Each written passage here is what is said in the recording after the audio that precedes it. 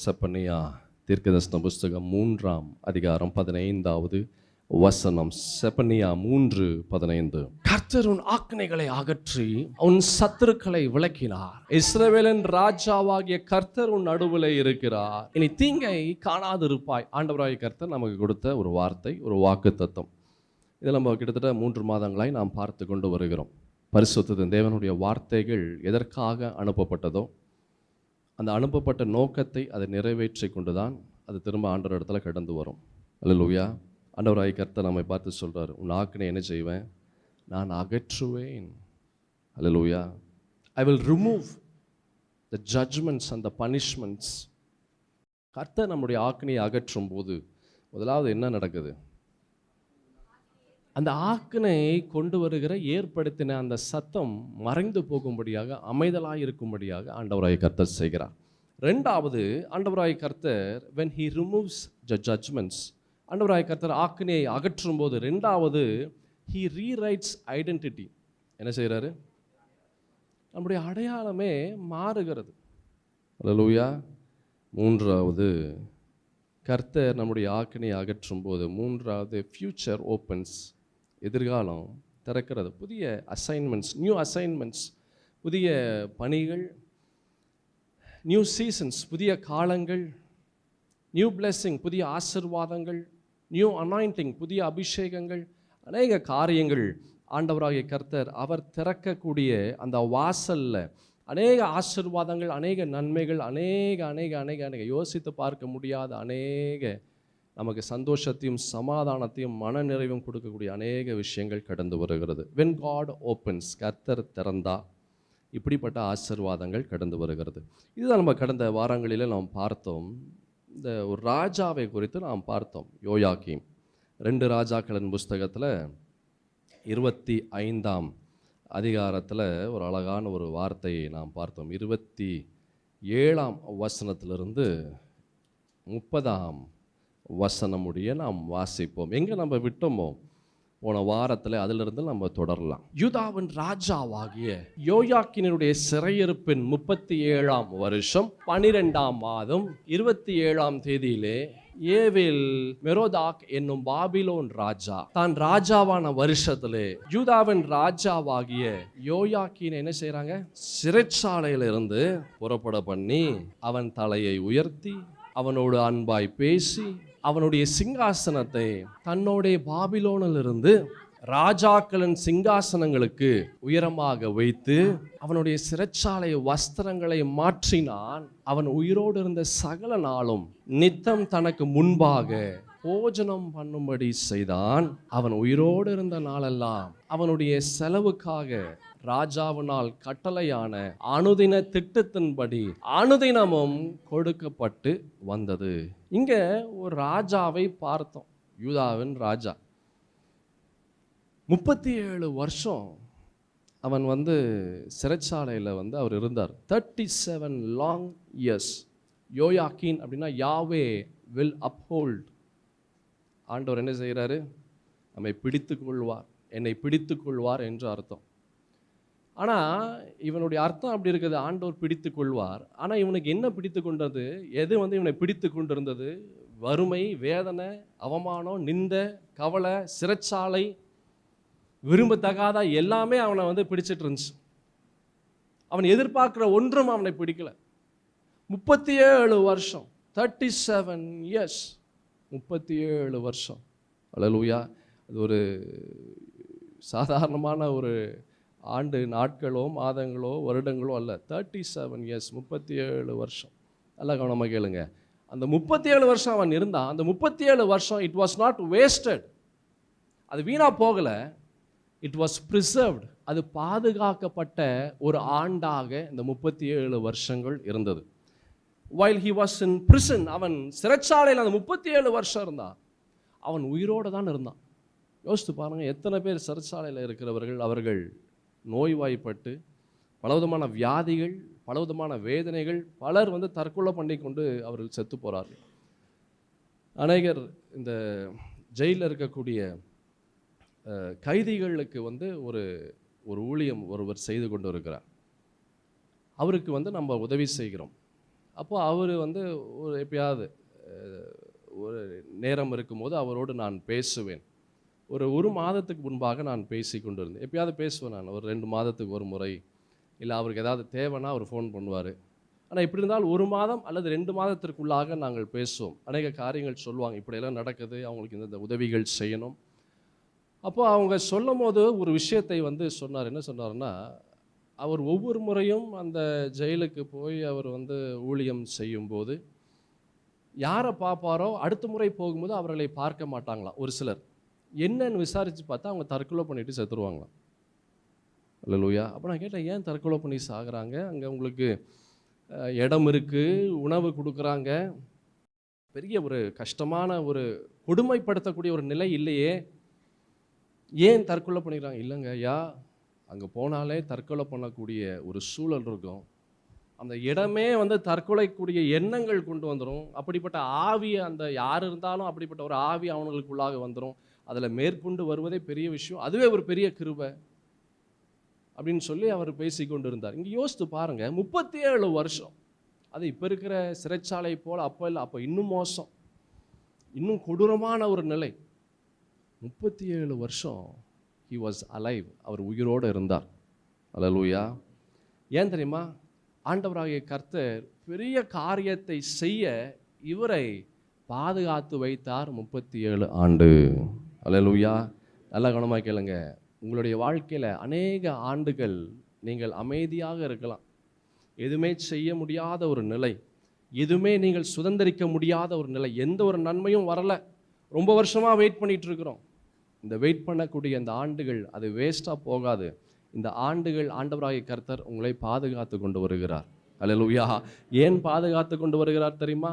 அவர் வைத்த ஆசீர்வாதத்தை நீங்கள் பெற்றுக்கொள்ளணும் என்பதற்காக உங்களை பாதுகாத்து கொண்டு வருகிறார். அல்லேலூயா. These quiet years are not empty. இந்த வெறுமையான ஒன்றுமே இல்லாத இந்த காலங்கள் அது உங்களுக்கு வேஸ்ட்டாக போகாது. இந்த காலங்கள் என்ன அப்படின்னா, உங்களை பாதுகாக்கக்கூடிய ஒரு கருவறையாக இருக்கிறது. They are incubators, they protect you. அல்லேலூயா. இது எது? அது ஒரு கருவறையாக இருக்கிறது, உங்களை பாதுகாக்கக்கூடியதாக இருக்கிறது. ஏன் உங்களை பாதுகாக்கணும்? ஒரு பெரிய நன்மையை ஆண்டவர் உங்களுக்காக வைத்திருக்கிறார். அவைகளை சுதந்திரிக்க ஆண்டவராய் கர்த்தர் உங்களை பாதுகாத்து கொண்டு இருக்கிறார். என் பிரியமான தேவ ஜனமே, உங்களுடைய காத்திருப்பு காலங்களில் நீங்கள் சொல்ல வேண்டியது ஒன்றே ஒன்று தான்.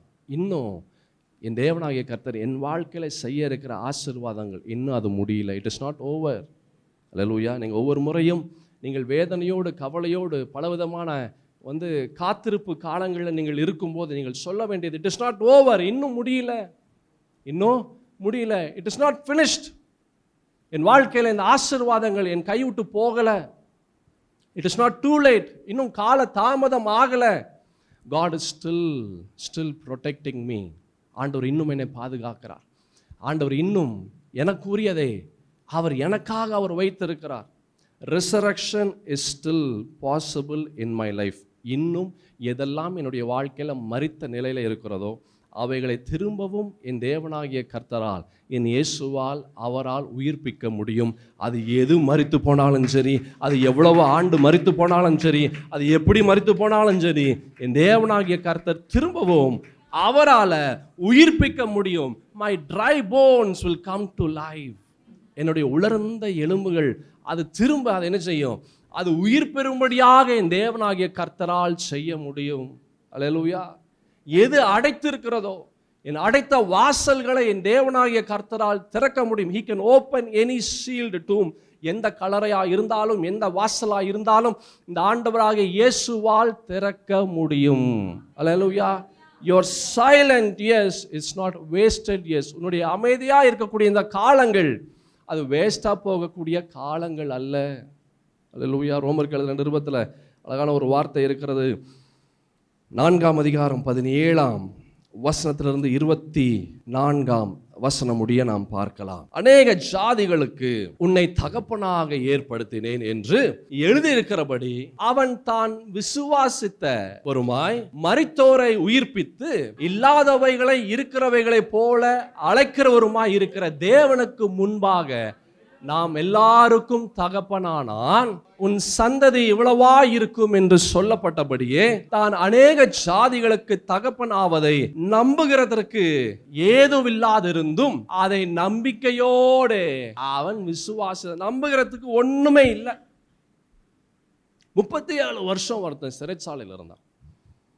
யோசித்து பாருங்க, யாரு என்னை இந்த சிறைச்சாலையிலிருந்து என்னை கூட்டி கொண்டு போவா?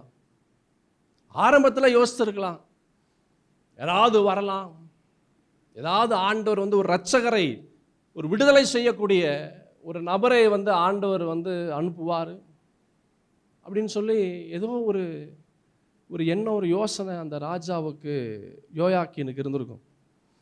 ஆனால் காலங்கள் மாற மாற மாற, வருடங்கள் ஆக ஆக ஆக எல்லாமே போயிருக்கும். 37 வருஷம். அல்லேலூயா. இங்கே வசனம் பார்த்தோம், நம்புகிறதுக்கு ஒன்றுமே இல்லை. ஒருவேளை உங்களுடைய நிலை இப்படி தான் இருக்கலாம், நம்புகிறதுக்கு ஒன்றுமே இல்லை. எனக்கு இந்த பிஸ்னஸ் காரியங்களெல்லாம் கை கூடாதுங்க, எதுவுமே இல்லை, நம்பக்கூடிய எந்த சாத்தியக்கூறு எதுவுமே இல்லை, என் பிள்ளைகளெல்லாம் மாறாதுங்க. நேற்று கூட அவ்வளோ சண்டைங்க, அவ்வளோ பாடுங்க, அவ்வளோ போராட்டம், அவ்வளோ வார்த்தைகள், கண்டிப்பாக எல்லாம் மாறாது. என்னுடைய நிலை, இந்த வியாதி சுத்தமாக அது என்னை விட்டு போகவே போகாது, இது எனக்கு பிரச்சனை தான் கொடுக்கும். எல்லா டாக்டர்கள் இதான் சொல்கிறாங்க. ஒரு டாக்டர் 2 டாக்டர் இல்லை, 3-4 டாக்டர் இடத்துல கேட்கும்போது அந்த 3-4 டாக்டரும் இதே தான் சொல்கிறாங்க. கண்டிப்பாக நடக்காதுன்றாங்க, முடியவே முடியாதுன்றாங்க. இது மருந்து மாத்திரைகள் என்ன செய்தாலும் ஒன்றும் குணமாக முடியாது என்று சொல்லுகிறார்கள். நம்புவதற்கு ஒன்றுமே இல்லை. அல்லேலூயா. ஒருவேளை உங்களுடைய நிலை இப்படி இருக்கலாம் சகோதரா, சகோதரி, நம்புவதற்கு எதுவுமே இல்லாமல் இருக்கலாம். ஆனால் நம்பிக்கையோடு நீங்கள் விசுவாசிங்க, எல்லாவற்றையும் தலைகீழாக மாற்றுகிற ஒருவர் உண்டு. அல்லேலூயா. இயற்கைக்கு அப்பாற்பட்ட காரியங்களை இந்த இயேசுவால் செய்ய முடியும். நடக்காது, முடியாது, கூடாது, இது எல்லாமே இயற்கைக்கு ஒத்துப்போன விஷயங்கள் தான். அல்லேலூயா. இதெல்லாமே இயற்கைக்கு ஒத்துப்போன விஷயங்கள். ஆனால் இதை தாண்டி செயல்படுத்தக்கூடியவர் ஆண்டவராகிய இயேசு கிறிஸ்து. He is not being controlled by time, space or energy. ஆண்டவராகிய இயேசு கிறிஸ்து, காலங்கள் அவரை ஒன்றும் செய்ய முடியாது, அதற்குள்ளாக அவர் இல்லை. புவியீர்ப்பு சக்தி அவரை இயக்க முடியாது, அதை தாண்டி செயல்படுவார். நேரங்கள் அவருக்கு ஒரு விஷயமே அல்ல, அவர் நேரங்களை தலைகீழாக மாற்றக்கூடியவர். எதுவுமே இந்த இயேசுவுக்கு it is not a constraint, எதுவுமே அவரை ஒன்றும் செய்ய முடியாது, கட்டுக்குள்ளாக இயேசுவை கொண்டு வர முடியாது. அவர் எல்லாவற்றையும் தாண்டி செயல்படுத்தக்கூடியவர் ஆண்டவராகிய இயேசு கிறிஸ்து. அல்லேலூயா. இந்த வசனத்தில் ரொம்ப அழகான ஒரு காரியத்தை பார்த்தோம். உன் சந்ததி இவ்வளவா இருக்கும் என்று சொல்லப்பட்டபடியே தான் அநேக ஜாதிகளுக்கு தகப்பனாவதை நம்புகிறதற்கு ஏதுவில்லாது இருந்தும், நம்புறதுக்கு ஒண்ணுமே இல்லை, ஆனாலும் நம்பினான். என் சகோதரா, சகோதரி, உங்களுக்கு நம்புகிறதற்கு எத்தனையோ விஷயங்கள் உண்டு.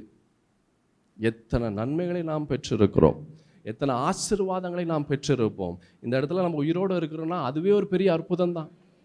அல்லேலூயா. இந்த இடத்துல நம்ம 3 வேளை சாப்பாடு சாப்பிட்றோம் அப்படின்னாலே அதுவே ஒரு பெரிய பெரிய பெரிய அற்புதம் தான். எத்தனை அற்புதங்களை நம்மளுடைய வாழ்நாளில் பிறந்ததுலேருந்து இப்போ வரைக்கும் எத்தனை அற்புதங்களை நாம் பார்த்துருப்போம். நமக்கு நம்புறதுக்கு எல்லாமே இருக்குது. ஏன்னா we have past miracles, we have past experiences.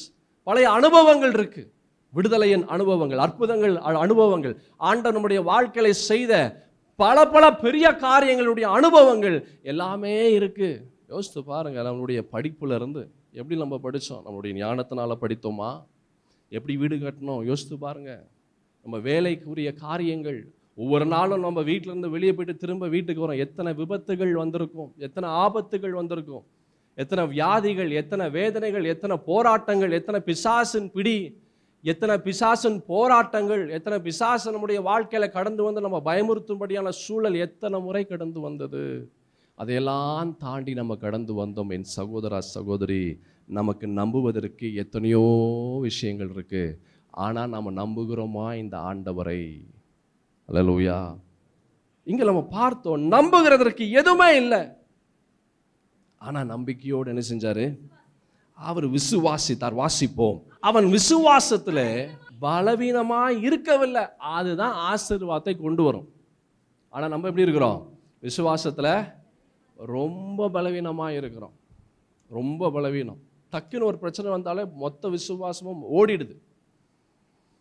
ஒரு 3 நாள் தொடர்ந்தாப்புல ஒரு வியாதி இருந்ததுன்னா, ஒரு வயிற்று வலி இருந்ததுன்னா, ஒரு தலைவலி இருந்தால், ஒரு மூட்டு வலி இருந்ததுன்னா, வயிற்றுப்போக்கு இருந்ததுன்னா, அதோட சரி. விசுவாசம் எங்கன்னு தேட வேண்டியதாக இருக்குது. விசுவாசம் அது எங்கேயோ தலைதறிக்க ஓடிடுச்சு. துண்டக்கானம் துணியக்கானன்னு சொல்லி விசுவாசம் என்ன பண்ணிடுது?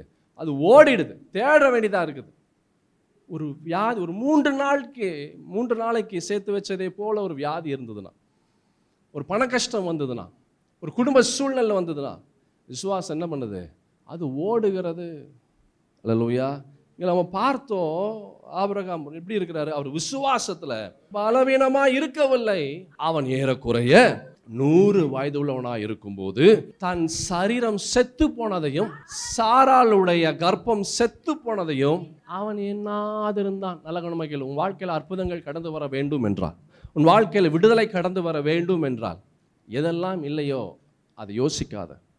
எதெல்லாம் அவிசுவாசமான காரியங்கள் உன்னுடைய வாழ்க்கையில் கடந்து வருகிறதோ அதை யோசிக்காத. நம்ம யோசிக்க வேண்டியது ஒன்றே ஒன்று தான், ஆண்டவராக இயேசு கிறிஸ்து மாத்திரமே. ஹல்லேலூயா. என் தேவனாகிய கர்த்தர் என்னுடைய சூழலை மாற்றுவார். என் தேவனாகிய கர்த்தர் என் சிறையிருப்பை மாற்றுவார். என் தேவனாகிய கர்த்தர் எனக்கு பணத்தை கொடுப்பார். என் தேவனாகிய கர்த்தர் எனக்கு சுகத்தை கொடுப்பார். என் தேவனாகிய கர்த்தர் என் குடும்பத்தை ஆசீர்வதிப்பார். என் தேவனாகிய கர்த்தர் என் சிரசை உயர்த்துவார். என் தேவனாகிய கர்த்தர் என் பேரை பெருமைப்படுத்துவார். என் தேவனாகிய கர்த்தர் என் முகத்தை பிரகாசிக்க செய்வார். என் தேவனுடைய ஆணி பாய்ந்த அந்த கரங்கள் என்னை உளையான சேற்றிலிருந்து என்னை தூக்கி கண்மலையின் மேலே என்னை நிறுத்தி வைக்கும். என் தேவனாகிய கர்த்தர் கடைசி வரைக்கும் எனக்கு துணையாக நின்று என்னை ஆசீர்வதிப்பார், என்னை பாதுகாப்பார், எனக்கு சமாதானத்தை கொடுப்பார், எனக்கு சந்தோஷத்தை கொடுப்பார். என் தேவனுடைய பலன் எனக்குள்ளாய் கடந்து வரும். என்னை பலப்படுத்துகிற கிறிஸ்துவினாலே எல்லாவற்றையும் செய்ய என் தேவனாகிய கர்த்தர் அவர் என்னை பலப்படுத்துவார். அவருடைய ஆவியானவர் எனக்குள்ளாக வாசம் செய்து அவருடைய ஞானத்தை கொண்டு ஒவ்வொரு காரியத்தையும் நான் ஜெயத்தோடு வெற்றியோடு நான் முடிக்கும்படியாக செய்வார். இப்ப இல்லாமல் இருக்கலாம், ஆனால் நிச்சயமா இந்த ஒரு சூழலுக்குள்ளாக என் தேவனாகிய கர்த்தர் என்னை அழைத்து கொண்டு வருவார் என்ற ஒரு நம்பிக்கை, ஒரு விசுவாசம் ஒரு கிறிஸ்துவனுக்குள்ளாக இருந்தா 1000 பிசாசு அல்ல, 1001 பிசாசு வந்தாலும் ஒன்றும் செய்ய முடியாது. அல்லேலூயா. இங்க இந்த ஆபிரகாம் அவர் பார்க்கிறார், எல்லாமே மரித்த நிலை தான், எல்லாமே முடியாத ஒரு நிலை தான், எதுவுமே இல்லாத ஒரு நிலை தான். ஆனாலும் அது எதையுமே பார்க்கல. அவர் பார்த்ததெல்லாம் ஆண்டவருடைய வார்த்தைகள் மாத்திரமே. அல்லேலூயா. அவர் கேட்ட அந்த சத்தம் ஆண்டவராகிய கர்த்தருடைய சத்தம், நான் பெரிய ஜாதியாக்குவேன், வானத்தின் நட்சத்திரங்களைப் போல உன்னுடைய சந்ததியை நான் ஆசீர்வதிப்பேன். அந்த சத்தம் அவருக்குள்ளாக ஒன்றை உருவாக்குச்சு. சுத்தி பார்த்தா ஒண்ணுமே இல்லை, ஆனா உள்ள உருவாகுச்சு. என் சகோதரா சகோதரி, what has been creating inside your heart? உன் இருதயத்திற்குள்ளாக என்ன உருவாகுது? அவிசுவாசம் உருவாகுதா இல்லை விசுவாசம் உருவாகுதா? யோசித்து பார், என்ன உருவாகுது? அல்லேலூயா. what you hear is very important. நீ என்ன கேட்கிறாயோ அது ரொம்ப முக்கியம், அது ரொம்ப முக்கியம். அல்லேலூயா. அல்ல, விசுவாசம் உள்ள வார்த்தைகளை கேளு, பரிசுத்தத்தின் தேவனுடைய வார்த்தைகளை கேளு. அவிசுவாசமான வார்த்தைகளை கேளாதே, அது உன் வாழ்க்கையை அழித்து விடும், உன்னுடைய நிலையை மாற்றிவிடும். நீ நன்மையான காரியங்களை நீ ஒருபோதும் பெற்றுக்கொள்ள முடியாது. அல்லேலூயா. நல்ல வார்த்தைகளை கேளு, பரிசுத்த தேவனுடைய வார்த்தைகளை கேளு. எங்கெங்க கேட்கறது? இந்த இடத்துல இருக்கிற வரைக்கும் கேட்க முடியுது.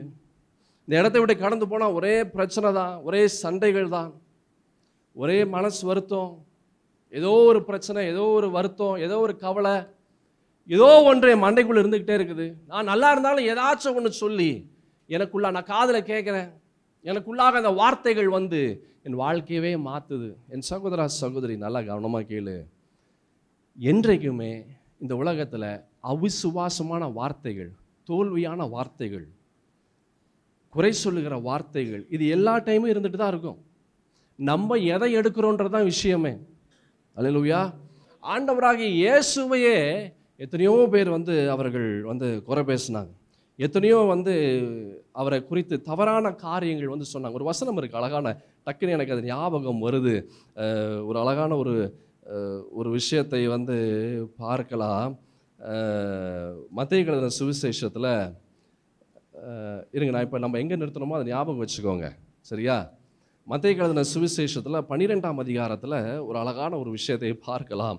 24வது வசனத்தை பாருங்களேன். பரிசேயர் அதை கேட்டு, இவன் பிசாசுகளின் தலைவனாகிய பெயல்செபூவினாலே பிசாசுகளை என்ன செய்கிறான்? துரத்துகிறானே அல்லாமல் மற்றபடி அல்ல என்றார்கள். பாருங்க, ஆண்டவராக இயேசு கிறிஸ்து உங்களுக்காக, எனக்காக, இந்த இந்த இந்த காலங்களில் இருந்த அந்த ஜனங்களுக்காக, இனிமேல் வரப்போகிற ஜனங்களுக்காக அவர் மனிதனாக, தெய்வ மனிதனாக வந்து அவர் நம்முடைய பாவங்களை சிலுவையிலே சுமந்து தீர்க்கும்படியாக கடந்து வந்தார். அற்புதங்களை செய்கிறார், அடையாளங்களை செய்கிறார், விடுதலை ஆக்குறார். ஆனால் அந்த ஜனங்களுக்கு வந்து என்ன செய்யலாது? அது பிடிக்கல. அவர் சொல்ற, நீ வந்து என்னது? பிசாசுகளின் தலைவன். எப்படி இருக்கும் அந்த வார்த்தையை கேட்கும்போது? அவர் நல்ல எண்ணத்தில் வராரு, நல்ல காரியங்களை செய்யும்படியாக காரியங்களை செய்து கொண்டிருக்கிறார். ஆனால் அந்த ஜனங்கள் வந்து என்ன சொல்கிறாங்க? பிசாசுகள். அதுவும் சொன்னது யாருன்னா பரிசேயர், வேதத்தை நன்கு கற்றவன், வேதத்தை நன்கு கற்றவன், வேதத்தை போதிக்கிறவன். அவன் சொல்கிறான் இயேசுவை பார்த்து, இவன் பிசாசுகளின் தலைவன், பிரின்ஸ் ஆஃப் த டீமன்ஸ். அப்படின்னு என்ன அர்த்தம்னா, பிசாசே தான். பேசபுல் யாருன்னா பிசாசை, பிரின்ஸ் ஆஃப் த டீமன்ஸ், பிசாசுகளின் தலைவன். இது எங்கேருந்து வந்துச்சுன்னா, பால் செபூப்னு சொல்லுவாங்க. பால் செபூப். பால் அப்படின்னா மாஸ்டர்னு அர்த்தம். பால்னா மாஸ்டர். செபூப் அப்படின்னா ஃப்ளைஸ்ன்னு அர்த்தம். அப்படின்னா லார்ட் ஆஃப் த ஃப்ளைஸ், இல்லை மாஸ்டர் ஆஃப் த ஃப்ளைஸ். அல்லேலூயா. பால்னா என்ன சொன்ன? மாஸ்டர், இல்லைன்னா லார்டுன்னு சொல்லலாம். 2-3 அர்த்தங்கள் இருக்குது. அதில் முக்கியமாக பயன்படுத்துறது மாஸ்டர், எஜமான், இல்லைன்னா லார்டு. செபுல் அப்படின்னா flies, master of, lord of flies. அல்லேலூயா, ஆமென். இது இந்த இது இந்த இந்த பேர்சபுல் அப்படின்னா இதுதான். இந்த தெய்வத்தை வந்து நீங்கள் பெலிஸ்தியரில் இருக்கக்கூடிய அந்த பட்டணத்தில், ஒரு பட்டணம், இந்த தெய்வத்தை வந்து முக்கியமாக அவர்கள் வணங்கினார்கள். அல்லேலூயா. எக்ரான் என்று சொல்லக்கூடிய ஒரு பட்டணம் வந்து இந்த தெய்வத்தை அவர்கள் முக்கியமாக வந்து வணங்கி வந்தார்கள். இங்கே நம்ம பார்த்தோம், இப்படிப்பட்ட ஒரு பிசாசை வந்து ஆண்டவராகிய இயேசுவை வந்து சொல்கிறாங்க, நீ வந்து பிசாசுகளின் தலைவன். அந்த வசனத்தை வாசிங்கன்னா நம்ம பார்க்கலாம். பரிசேயர் அதை கேட்டு, இவன் பிசாசுகளின் தலைவனாகிய பெயல்செபூவினாலே பிசாசுகளை துரத்துகிறானே அல்லாமல் மற்றபடி அல்ல. இவன் போலியானவன். அப்படின்னா என்ன அர்த்தம்னா, இவன் வந்து போலியானவன். எப்படி இருக்கும் பாருங்க இயேசுவுக்கு அந்த வார்த்தையை கேட்டு. அல்லேலூயா. அநேகர் அப்படி தான் வந்து சொல்லுவாங்க, ஏதோ ஒரு போலியான விஷயத்த சொல்லுவாங்க. கடந்த வாரத்தில் நான் சிட்டியில் ஒரு பெரிய ஒரு ஊழியக்காரரோடு நான் பேசி கொண்டிருந்தேன். அப்போ அவரோடு நாங்களாம் ஜூமில் வந்து நாங்களாம் கனெக்ட் பண்ணோம். சிட்டியில் ஒரு 7-8 பாஸ்டர்ஸ் எல்லாம் நாங்கள் ஜூமில் கனெக்ட் பண்ணி கொண்டு இருந்தோம். அப்போது அந்த பாஸ்டர் எல்லாம் பேசிகிட்டு இருந்தாங்க, நான் பேசினேன், எல்லோரும் பேசினாங்க. அப்போது அவர் சபையை பற்றி பேசினார், ஜனங்களை பற்றி சொல்கிறாரு. அப்போது அந்த ஐயா, அந்த மூத்த அந்த ஊழியர், அவர் சொல்கிறார், எங்களோட பேசும்போது சொல்கிறார், இப்போல்லாம் முன்னாடி மாதிரிலாம் கிடையாது. முன்னாடி இருந்த விசுவாசிகள் வந்து பயபக்தியோடு கேட்பாங்க, எது சொன்னாலும் கர்த்தருடைய வார்த்தையை கேட்பாங்க. ஆனால் இப்போ இருக்கிற விசுவாசிகள், இப்போ எங்கள் ஜென்ரேஷன், இப்போ புதுசாக வரக்கூடிய அந்த வாலிபர்கள், ஆண்கள், பெண்கள், அவர்கள் வந்து குற்றப்படுத்தக்கூடிய ஒரு ஆவி அவர்களுக்குள்ளாக இருக்கிறது. பைபிளே தெரியாது, ஒன்றும் தெரியாது. எங்கேயோ போய் பைபிள் காலேஜ் நான் படிச்சுட்டு வரேன்னு சொல்லி எவனோ கக்குனதை அதை எடுத்துகிட்டு வந்துட்டு அவன் கக்கி கொண்டு மற்றவர்களிடத்திலிருந்து தீமையான காரியங்களை, சபையை குறித்து, போதகரை குறித்து தவறான காரியங்களை பேசி கொண்டிருக்கிறார். எங்கள் சபையில் இப்படிப்பட்ட அநேகர் இருக்கிறார்கள். இதெல்லாம் பிசாசு உடைய ஆவி. இப்படிப்பட்ட ஆவிகள் பிசாசு அவன் கொண்டு வருகிறான். ஜாக்கிரதையாக இதற்காக ஜெபிக்கணும். கூடுமானால் யாரவனாலும், எத்தனை பெரிய ரட்சிக்கப்பட்டு, எத்தனை 20 வருஷம் 30 வருஷம் 40 வருஷம் ரட்சிக்கப்பட்ட விசுவாசிய கூட இப்படிப்பட்ட ஆவியுடைய வாலிபர்கள் அவர்கள் கெடுத்து போடுவார்கள். ஜாக்கிரதையாக இருங்க. அப்புறம் சொன்ன, ஐயா உங்கள் சர்ச்சில் இது மாதிரி இருக்கிறாங்களா? அவர் சொல்கிறாரு, தம்பி எல்லா சர்ச்சிலும் இருக்கிறாங்க, எல்லா சர்ச்சிலும் பிசாசு இப்படிப்பட்ட ஆவி உடையவர்களை அவன் அனுப்புகிறான். ஆச்சரியப்பட்டேன்.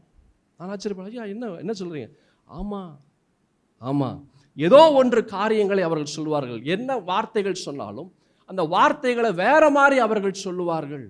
ஜாக்கிரதையாக இருங்க.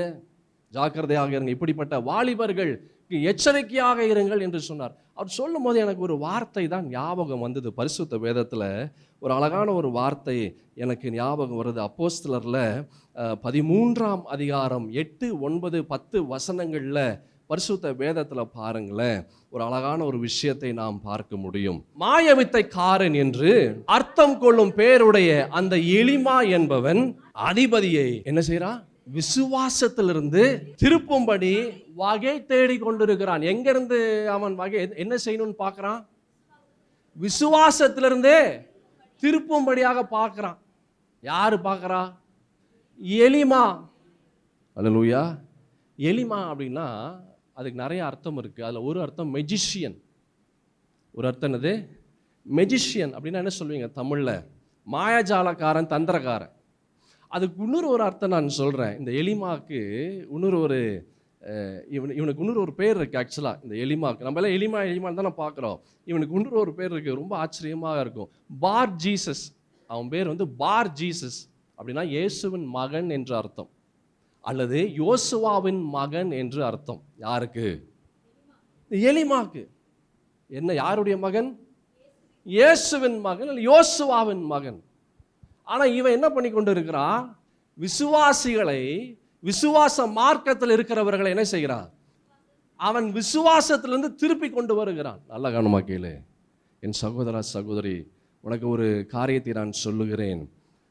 எந்த ஒரு நபர் பரிசுத்த வேதத்தை குறித்து, சபையை குறித்து, போதகரை குறித்து அவன் தவறாய் காரியங்களை சொல்லுகிறானோ அவனுக்குள்ளாக பிசாசன் ஆவி இருக்கு. அந்த பிசாசன் ஆவி இருக்குன்னு சொல்லி அவனுக்கே தெரியாம அவன் செயல்பட்டு கொண்டு வருவான். அல்லேலூயா. ஜாக்கிரதையாக இருக்கணும். கடைசி காலங்களிலே நாம் இருக்கிறோம். அல்லேலூயா. இந்த ஆளு, இந்த எலிமா என்பவன் என்ன செய்கிறான்? வாசிப்போம்.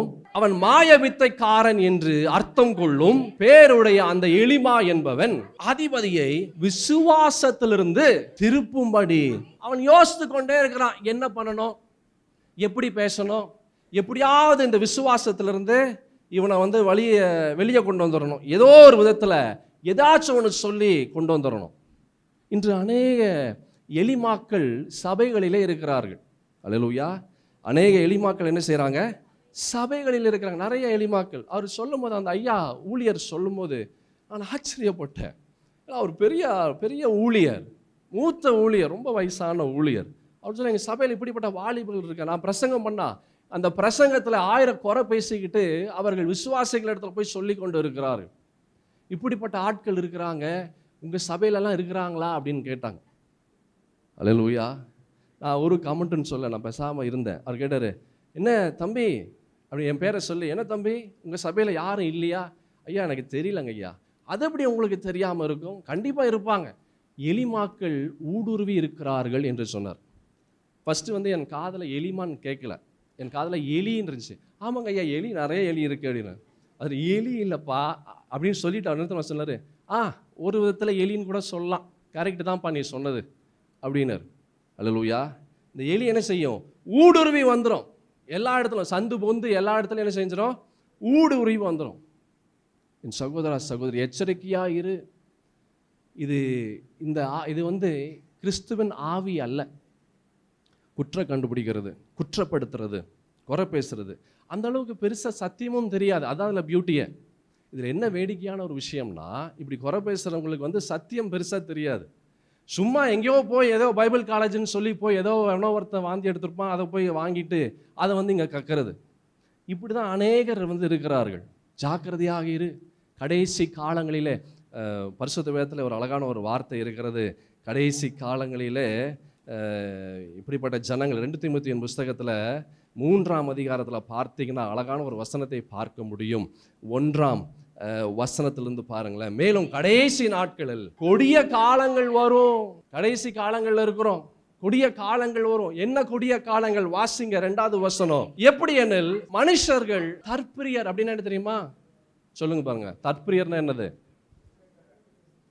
தன்னை குறித்து பெருசா பேசுறது. தற்பிரியர்கள் தன்னை வந்து பெரிதாக பேசுகிறது. எனக்கு எல்லாமே தெரியும், அடுத்தவனுக்கு என்ன செய்யாது? தெரியாது. பாஸ்டருக்கே புத்தி சொல்லுவான். அல்லேலூயா. பாஸ்டருக்கே அறிவுரை சொல்லுவான். அதுதான் தற்பிரியர்கள். யாரு? தற்பிரியர்கள். இவங்கெல்லாம் எங்க இருப்பாங்க? கடைசி காலத்துல வந்துருவாங்க. இப்ப வந்தாச்சு. பணப்பிரியர்கள். அடுத்தது யாரு? வீம்புக்காரராயும் அகந்தை உள்ளவர்களாயும் தூஷிக்கிறவர்களாயும் தாய் தகப்பன்மாருக்கு கீழ்ப்படியாதவர்களாயும் நன்றி அறியாதவர்களாயும் பரிசுத்தம் இல்லாதவர்களாயும். சுத்தமா பரிசுத்தமே கிடையாது. வார்த்தைகள் பரிசுத்தத்தை மாதிரி இருக்கும், ஆனா செயல்கள் என்ன இருக்காது? சுத்தமா பரிசுத்தமாவே இருக்காது. செயல்பாடுகள் எப்படி இருக்கும்? அப்படியே ஆப்போசிட்டா இருக்கும். அல்லேலூயா. செயல்பாடு எப்படி இருக்கும்? அப்படியே ஆப்போசிட்டா இருக்கும். நல்ல கவனமா கேளு. ஒரு கிறிஸ்தவன் அவன் எப்படி இருக்கணும் அப்படின்னா, தாவீதை குறித்து அநேக காரியங்களை கற்றுக்கொள்ளலாம். சில விஷயங்கள், நல்ல விஷயங்கள் கற்றுக்கொள்ளலாம். நீங்கள் ஒன்று சாமுவேல் புஸ்தகம் 24ஆம் அதிகாரத்தில் அழகான தாவீதை குறித்து ஒரு விஷயத்தை கற்றுக்கொள்ளலாம். 12வது வசனத்தை பாருங்களேன். கர்த்தர் எனக்கும் உமக்கும் நடு நின்று நியாயம் விசாரித்து கர்த்தர் தாமே என் காரியத்தில் உமக்கு நீதியை சரி கட்டுவாராக. உம்முடைய பேரில் நான் கை போடுவதில்லை. ஐயோ, நான் எதுவுமே செய்ய மாட்டேன். ஆண்டவர் பார்த்துப்பார். அல்லேலூயா. அதுதான் பரிசுத்தம் உள்ள செயல். அல்லேலூயா. ஆனா எலிமா என்ன செய்யுது? அது உள்ள பூந்துருது. எங்க வேணாலும் பூந்துரும், எப்படி வேணாலும் பூந்துரும். ஜாக்கிரதையா இரு. உன் வாழ்க்கையில ஏதாவது எலி ஏதாவது ஒன்று சொல்லுச்சுன்னா நீ என்ன பண்ணிட்டு பொரிய வச்சிரு. என்ன செய்ய? பொரிய வச்சிரு. அந்த எலி உன் வாழ்க்கையவே அழிச்சிரும். அந்த எலி என்ன செஞ்சிடும்? உன் வாழ்க்கையவே அழிச்சிரும். இயேசுவை பார்த்து சொல்றாங்க, என்ன சொல்றாங்க? இவன் பெயல்செபூவினாலே பிசாசுகளை துரத்துறானே அல்லாமல் மற்றபடி ஒன்றும் இல்லை. அல்லேலூயா. பெயல்செபூவினாலே பிசாசுகளின் தலைவன், பிரின்ஸ் ஆஃப் த டீமன்ஸ்.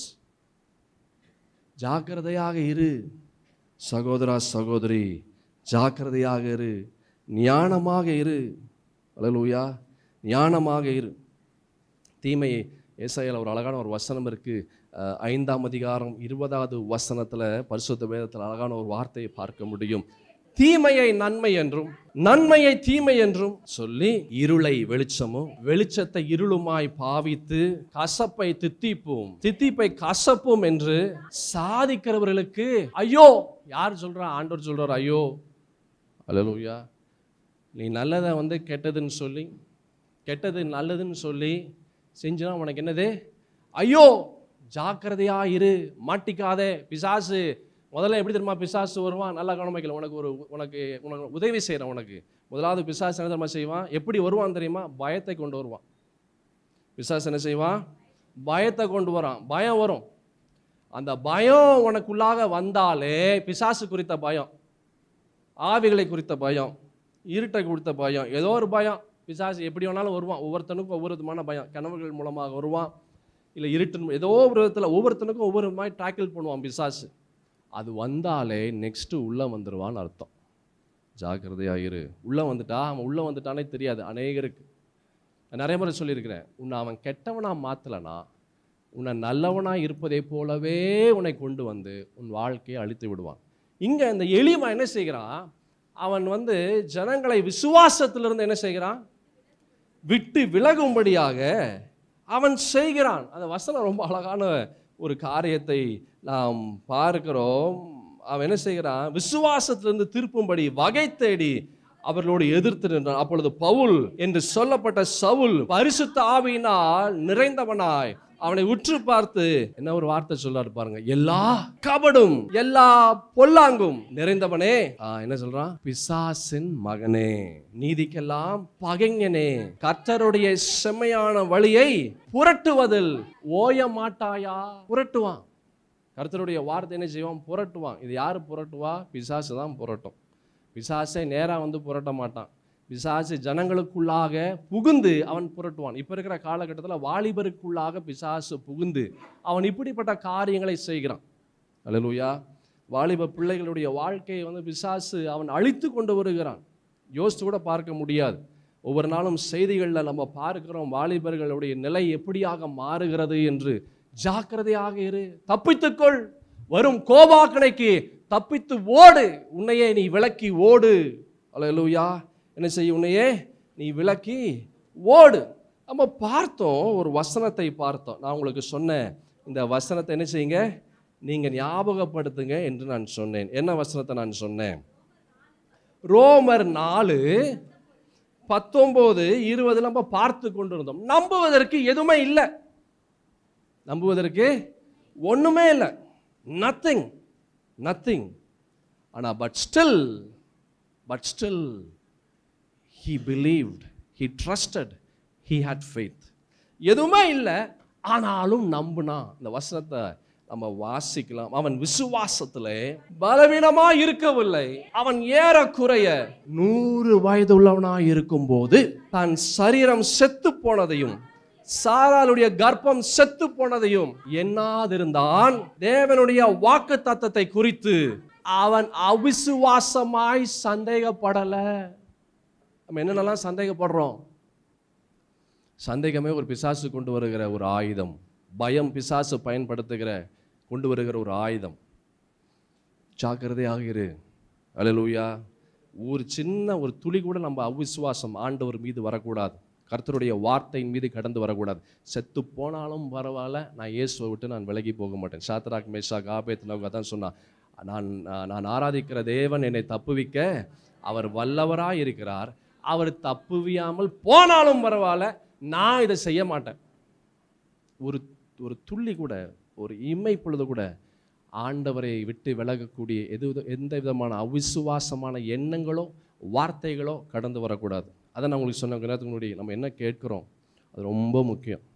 அல்லேலூயா, ரொம்ப முக்கியம். பிசாசு எப்படி வேணாலும் வருவான், பிசாசு எப்படி வேணாலும் ஊடுருவி கடந்து வந்துடுவான். எலியை போல, அந்த எலிமாவை போல அநேகர் மூலமாக கடந்து உள்ளே வந்துடுவான். அல்லேலூயா. ஜாக்கிரதையாக இரு, ஜாக்கிரதையாக இரு. நீ ஏமாந்து போகாத. பிசாசு ஒன்ஸ் உள்ளே வந்துட்டான், காலி. இயேசுவோடவே இருந்த அந்த சீஷர் இடத்துல பிசாசு உள்ளே வந்துட்டான். வேதம் லூக்கா எழுதின சுவிசேஷத்தில் அழகான பரிசுத்தத்தின் தேவனுடைய வார்த்தை சொல்லுகிறது. யூதாஸ்குள்ளாக ஒரு வார்த்தை இருக்கு, அழகான வார்த்தை. என்னவா? பிசாசு புகுந்தான். என்ன ஒரு வார்த்தை பாருங்க. பிசாசு என்ன செஞ்சான்? புகுந்தான். இங்கிலீஷில் ஒரு அழகான ஒரு அர்த்தம் இருக்கு அதுக்கு, புகுந்து. he penetrated inside, உள்ள ஊடுருவி கடந்து வந்தானா. எப்படிங்க வர முடியும்? இயேசுவோடவே இருந்தானேங்க கூட. அற்புதங்கள் செய்தான் யூதாஸ், பிரசங்கம் பண்ணான் யூதாஸ், வியாதிகளை குணமாக்கினான் யூதாஸ், எல்லாம் செஞ்சான். யூதாஸ் மாத்திரமல்ல, எல்லாம் 12 பேரும். ஆனால் அவனுக்குள்ள பிசாசு வந்துட்டான். பிசாசின் சுவாபங்கள் உள்ள வந்துருச்சுனா, பிசாசின் எண்ணங்கள் உள்ள வந்துருச்சுனா, பிசாசு அங்கே வந்துருச்சுன்னு அர்த்தம். அதை நம்ம பார்த்தோம் தீமோத்தேயுவின் புஸ்தகத்தில். கடைசி நாட்களில் என்ன ஆகிறாங்க ஜனங்கள்லாம்? தற்பிரியர், தன்னை குறித்து பெருசா பேசுறது. தான் பெஸ்ட்டு, அடுத்தவன்லாம் வெர்ஸ்ட்டு. தான் பெஸ்ட்டு, அடுத்தவன்லாம் வெர்ஸ்ட்டு. தனக்கு எல்லாமே தெரியும். அல்லேலூயா. நான் சொன்னேன், ஐயா உங்களுக்கு வயதே இவ்வளோ வயது இருக்குமே, அந்த ஊழியர்கிட்ட சொன்னேன். உங்களை பார்த்து சொல்கிறாங்களா? ஐயா என்னோட மூத்தவங்க பார்த்துக்கலாம் சொல்கிறாங்க அப்படின்றார். பிசாசுக்கு என்னங்க வயசு?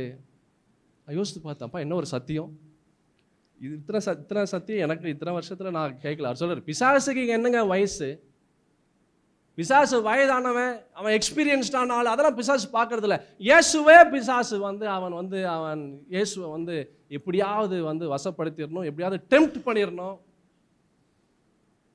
எப்படியாவது இயேசுவை கீழே தள்ளிடணும், ஏதோ ஒன்று காரை இயேசுவை பண்ணிடணும்னு தேவத்தையே பிசாசு பண்ணான். அப்புறம் மனுஷங்களை என்னங்க அப்படின்னாரு. யோசித்து பார்த்தா, அப்பா உண்மையிலே உண்மைதான். அல்லேலூயா. ஜாக்கிரதையா இரு. பிசாசு எங்கே வேணாலும் உள்ளே புகுந்துருவான், எப்படி வேணாலும் புகுந்துருவான், யார் மூலமாகவும் புகுந்துருவான். தப்பிச்சு ஓடு. அல்லேலூயா. சபையை குறித்து, போதகரை குறித்து, வார்த்தையை குறித்து அவன் ஒருத்தன் ஏதாச்சும் எலி பேசிச்சுன்னா அந்த எலியை விட்டு ஓடு, இல்லைன்னா பொறி வச்சிரு. ஒன்று ஓடு, இல்லைன்னா பொறி வச்சிரு. அல்லேலூயா. பொறி வைக்கிறது பெட்ரு. ஏன்னா அவன் நீ ஓடினா வேற பக்கம் போய் ஏதாச்சும் பண்ணுவான். பொறி வச்சிட்டின்னா மாட்டிப்பான். அல்லேலூயா. பொறி வச்சிட்டின்னா என்ன பண்ணுவான்? அவன் தப்பித்து போக முடியாது. பொறி வைக்கிறது உத்தமம். ஜாக்கிரதையாக இரு என் சகோதரா சகோதரி. இங்கே நம்ம பார்த்தோம், அவன் விசுவாசத்தில் பலவீனமாக இருக்கவில்லை. அவன் ஏறக்குறைய 100 வயதாக இருக்கும்போது தன் சரீரம் செத்து போனதை, சாராளுடைய கர்ப்பம் செத்து போனதை எண்ணாதிருந்தான். அவனுக்கு எதுவுமே அவனுக்கு கண்ணுக்கு தெரியல. அவனுக்கு கண்ணுக்கு தெரிஞ்சதெல்லாம் ஆண்டவர் மாத்திரமே. அவனுக்கு கண்ணு தெரிஞ்சது ஆண்டவர் மாத்திரமே, அவருடைய வார்த்தை மாத்திரமே. அந்த வார்த்தை உள்ள வந்துச்சு. அந்த வார்த்தை செத்து போனதை அது திரும்ப உயிர்ப்பிக்கக்கூடிய ஒரு நிலைக்குள்ளாய் கடந்து வந்தது. 37 வருஷம் ஒருத்தர் இருந்தான். 37 long years. நான் யோசித்து பார்த்தேன், எப்படி இருக்க முடியும்? ஆண்டவர் நினைச்சா பாதுகாக்க முடியும். அல்லேலூயா. அது அவனுக்கே தெரியல, ஆண்டவர் வந்து அவனை பாதுகாக்கிறாருன்னு அவனுக்கே தெரியல. ஆண்டவர் அந்த இடத்துல அவனுடைய ஒவ்வொரு காரியங்களையும் ஆண்டவர் நகர்த்தி கொண்டு வருகிறார் என்று அவனுக்கே தெரியல. அல்லேலூயா. when everything seems dead, எல்லாம் மரித்த நிலையை போல உன்னுடைய நிலை காணப்படலாம். சகோதரா சகோதரி, that is where the resurrection happens. மரித்த நிலையான ஒரு நிலை உன்னுடைய நிலையா இருக்கும்போது தான் அங்க உயிர்ப்பிக்கக்கூடிய ஒரு நிலை கடந்து வரும். அல்லேலூயா. மரிக்கக்கூடிய நிலை வரலனா உயிர்ப்பிக்கக்கூடிய நிலையே வராது. when everything seems dead, that is where resurrection happens. அல்லேலூயா. உங்க வாழ்க்கையில மரித்த நிலை எது வேணாலும் மரித்த நிலையா இருக்கலாம். சரீரம், பலன் மரித்த நிலையா இருக்கலாம், சந்தோஷம் மரித்த நிலையா இருக்கலாம், பணம் மரித்த நிலையா இருக்கலாம், உறவுகள் மரித்த நிலையா இருக்கலாம். நீங்க சொல்ற வார்த்தை யாருமே கேட்காம இருக்கலாம், உங்க ஃபேமிலியில், உங்க குடும்பத்தில். எல்லாமே மரித்த நிலை. வார்த்தைகள் எல்லாம் நீங்க சொல்லுகிற வார்த்தையெல்லாம் மரித்த நிலை. அப்படியே வார்த்தை போகல, வார்த்தை கீழே விழுந்துருது. வார்த்தைகள் போனாதான் அந்த இடத்துல கிரியை நடப்பிக்கும். வார்த்தை கீழே விழுந்துருச்சுன்னா கிரியை நடப்பிக்காது. அநேகருடைய வாழ்க்கையில் வார்த்தை கீழே விழுகிறது, உயிர் இல்லை. தேவனாகிய கர்த்தர் உங்க வாழ்க்கையில எதெல்லாம் மரித்து போய் காணப்படுகிறதோ அவைகளை இந்த இயேசுவால் உயிர்ப்பிக்க முடியும். அவர் செய்வார், அவரால் கூடாத காரியம் ஒன்றும் இல்லை. அல்லேலூயா. உங்கள் ஆக்கினையை நான் அகற்றுவேன் என்று ஆண்டவராகிய கர்த்தர் சொல்லுகிறார். அவர் அகற்றும் போது வாசல்கள் திறக்கிறது. அது எத்தனை வருஷம் அது அடைக்கப்பட்டு இருந்தாலும் அந்த வாசல் திறந்துதான் ஆகணும். அந்த வாசல் மூடி இருக்கவே முடியாது. அல்லேலூயா. when nothing changes, that is where heaven is preparing a miracle. எதுவுமே மாற முடியல, எதுவுமே நடக்கல என்று சொல்லக்கூடிய அந்த நேரத்தில் தான் பரலோகமே உங்களுக்காக இறங்கி வந்து உங்களுக்காக செயல்படும். அல்லேலூயா. with God there is no end. ஆண்டவர் நம்மோடு இருந்தால் நமக்கு எண்டே கிடையாது. மரித்தாலும் திரும்ப உயிரோடு வர முடியும். ஒருவன் கிறிஸ்துவுக்குள்ளாக அவன் மரிக்கும் போது அவன் முதலாவது எழுந்திருப்பான். வேதம் சொல்லுகிறது, ஒருவன் கிறிஸ்துவுக்குள்ளாக மரிக்கும் போது என்ன செய்கிறான்? he get ups. அல்லேலூயா. முதலாவது அவன் எழுந்திருப்பான். No end. இயேசு ஒருத்தனோடு இருந்தா, இயேசு ஒரு மனிதனோடு இருந்தா அவனுக்கு எண்டு கிடையாது. மரணமும் எண்டு கிடையாது, இப்போ இருக்கிற இந்த பூமியிலையும் எண்டு கிடையாது. எல்லா சூழலையும் அவனால் கடந்து வர முடியும். அல்லேலூயா. God allows prison like experience. நம்மளுடைய வாழ்க்கையில் இந்த சிறைச்சாலை அனுபவங்களை வந்து கர்த்தர் வந்து அனுமதிக்கிறார் சில நேரங்களிலே. அல்லேலூயா. Long silence breaks our identity. ரொம்ப கால தாமதம் நம்முடைய அடையாளத்தை உடைக்கிறது. நம்முடைய அடையாளத்தை நம்ம மறந்துடுவோம். 37 வருஷம் அவன் ராஜா என்ற ஒரு அடையாளமே அவன் மறந்துட்டான்.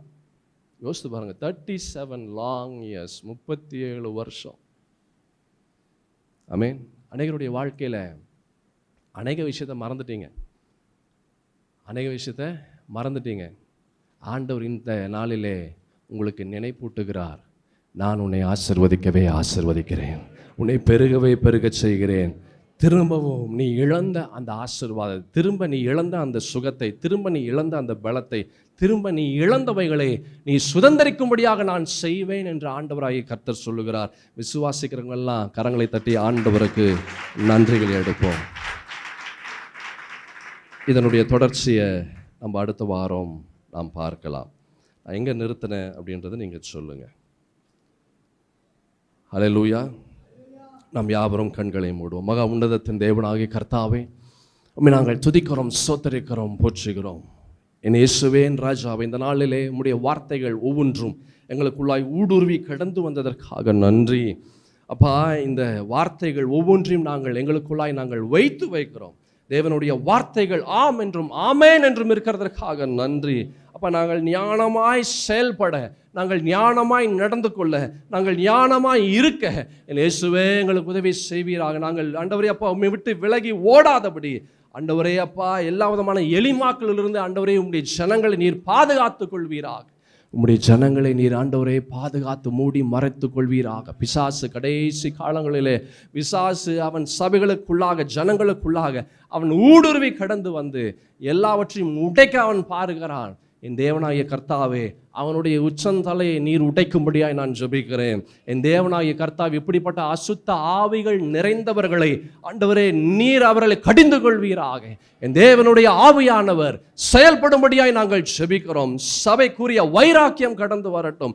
சபையை பிரிக்கக்கூடிய எல்லா பொல்லாத அசுத்த ஆவிகளை நீர் துரத்தும்படியாய் நான் ஜெபிக்கிறேன். என் தேவனுடைய ஆவியானவர் பெரிய காரியங்களை செய்வீராக. பரிசுத்த தேவனுடைய ஆவியானவர் கிரியை நடப்பிப்பீராக. என் தேவ கிருபைகள் கடந்து வரட்டும். ஆண்டவரே அப்பா, நீர் உம்முடைய ஜனங்கள் மத்தியிலே எழுந்தருள்வீராக. பெரிய எழுப்புதலை அசைவை கொண்டு வாருங்க. இன்னும் அதிகமாய் உம்மை நம்பி உம்மை சார்ந்து உம்மை பற்றி கொள்ள உதவி செய்யுங்க. நீரே எங்கள் தேவன், நீரே எங்கள் இயேசு, நீரே எங்கள் ராஜா, நீரே எங்கள் இரட்சகர். நீரே எங்களுக்கு எல்லாமா இருந்த காரியங்களை வாய்க்க செய்வீராக. எங்களுடைய விசுவாசத்தை வர்த்திக்க செய்யுங்க. கிறிஸ்துவுக்குள்ளாக இன்னும் தரித்திருக்க உதவி செய்வீராக. உடல், பொருள், ஆவி, ஆத்மா, சரீரத்தை இயேசுவுக்காக நாங்கள் ஒப்புக் கொடுக்கிறோம். எங்களை தகுதிப்படுத்துங்க, தயார்படுத்துங்க, ஆயத்தப்படுத்துங்க. இயேசுவுக்கு நேராக, சிலுவைக்கு நேராக, கிறிஸ்துவுக்கு நேராக நாங்கள் கடந்து வர உதவி செய்யுங்க. பலப்படுத்தி வழி நடத்தி பெரிய காரியங்களை செய்யுங்க. இன்று மாலை நடக்கிற அப்போ அந்த ஜெபத்திலே நீர் கடந்து வாருங்க. உம்முடைய ஜனங்கள் கடந்து வரட்டும். ஜெப ஆவியை ஊற்றுங்க. ஜெபத்தை விரும்பி ஜெபத்தில் தரித்திருக்க உதவி செய்வீராக. இயேசுவின் நாமத்தில் துதிக்கிறேன் என் நல்ல பிதாவே. ஆமேன், ஆமேன். சேர்ந்து சொல்லுவோம். என் ஆத்துமாவே கர்த்தரை ஸ்தோத்திரி, என் முழு உலகமே அவர் பரிசுத்த நாமத்தை ஸ்தோத்திரி. என் ஆத்துமாவே கர்த்தரை ஸ்தோத்திரி, அவர் செய்த சகல உபகாரங்களை மறவாதே. ஆமேன். ஆண்டவராகிய இயேசு கிறிஸ்துவின் கிருபையும் பிதாவாகிய தேவனுடைய அன்பும் பரிசுத்த ஆவியின் ஐக்கியமும் சமாதானமும் சந்தோஷமும் வழி நடத்துதலும் நம் அனைவரோடும் இன்றும் சதா காலமும் என் இயேசுவே நம்முடைய வருகை பரியந்தம் இருந்து தாங்கி பலப்படுத்தி வழி நடத்துவதாக. ஆமேன், ஆமேன்.